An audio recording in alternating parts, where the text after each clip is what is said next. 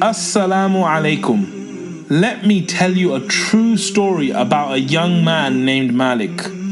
Even though he was a Muslim, he thought that life was all about satisfying his desires as much as possible. As a result, he felt extreme pleasure in committing many sins. He drank, he stole, and he even committed zina. Then he got married and had a daughter. He named her Fatima. Malik loved Fatima very much.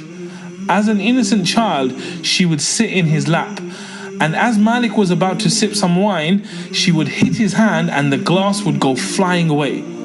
But because Malik loved her so much, he would never tell her off for doing this.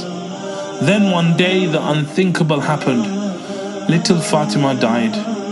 Malik was completely shocked and devastated. He went into depression. He drank more than ever before.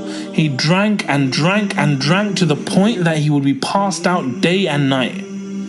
One day, in a drunken state, Malik went to sleep. He had a terrifying dream. The day of judgment had begun. Lots of people had been resurrected. Then he heard a noise behind him. He turned back to see a huge snake chasing him. The snake's mouth was wide open and heading directly for him. He was terrified and tried to run away, but no matter where he went, the snake kept chasing him. Malik found an old man dressed in elegant clothes, smelling of perfume. He begged the man to save him from the snake. The old man said he was too old and too weak to help Malik against such a strong enemy. He advised him to keep running so that he might find help. So Malik carried on running wildly. He found a cliff and climbed it. Reaching the top, he saw the fire of Jahannam. He was on the pit of the hellfire. Then he heard a voice calling out loud, "Go back, for you are not one of them."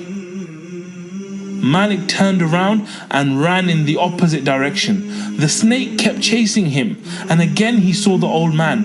Again he begged him for help, but the old man began to cry and said he was too weak to help Malik. But he advised Malik to go to a hill nearby. Malik ran to the hill. There he found lots of children with faces bright as the full moon. The snake had almost caught him. At that moment, Malik saw his daughter Fatima amongst the children. With her right hand, she pointed to the snake to go away. The snake left immediately. Then Fatima sat in Malik's lap and recited a verse of the Quran. She said, "My dear father, has the time not come for the believers that their hearts should become humbly submissive at the remembrance of Allah and what has come down of the truth?" Malik was moved to tears. He asked her what the snake was. Fatima told him that it was his evil deeds, which he had made so strong that they were about to push him into Jahannam. Then Malik asked her who the old man was. Fatima told him that it was his good deeds, but he had made them so weak that they couldn't help Malik against the snake. Malik woke up from the dream in tears.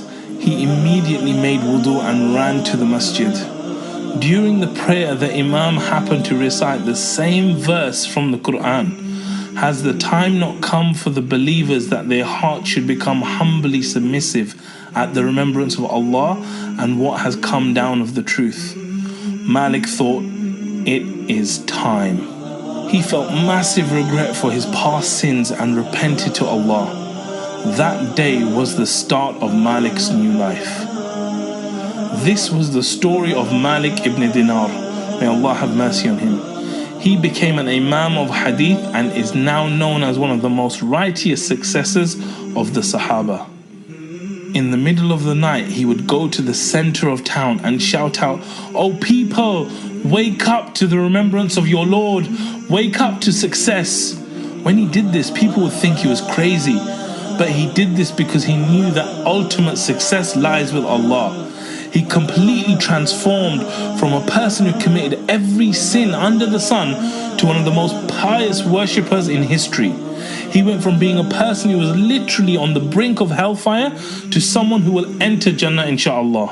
So the question is, What exactly is it about us that leads us to our destiny? What was leading Malik on the path to Jahannam? Allah Himself gives us the answer in the Quran. It says, "And you have not been hiding yourselves in the world, lest your ears and your eyes and your skins should testify against you. But you thought that Allah knew not much of what you were doing. And that thought of yours, which you thought about your Lord, has brought you to destruction, and you have become this day of those utterly lost." It all starts with our thoughts, our mindset. When Malik had destructive thoughts, this caused him to have destructive feelings, so he took destructive actions and was going towards an eternal destiny of destruction. But when Malik's mindset shifted to successful thoughts, his feelings and actions and destiny also became successful. Now think about your mindset. Is it empowering you and leading you to success? If not, chances are you're stuck in a certain mindset with disempowering patterns. If you want success in your life and your destiny, inshallah, then you need to have a breakthrough in your mindset. Our next video is all about breakthroughs, and we'll tell you more, inshallah. Jazakallah khair for watching. I hope you found this video beneficial. If you did, you can do two things to continue your mastery journey. Firstly, you can subscribe to the YouTube channel by clicking here. When you subscribe, you'll get regular videos that will help you achieve breakthroughs in your life, inshallah. Secondly, you can join the online mastery group by clicking the link in the description. When you join, we will send you inspirational emails, reminders, podcast updates, and free resources that you won't receive on the channel. I look forward to seeing you on the next video, inshallah. Assalamu alaikum.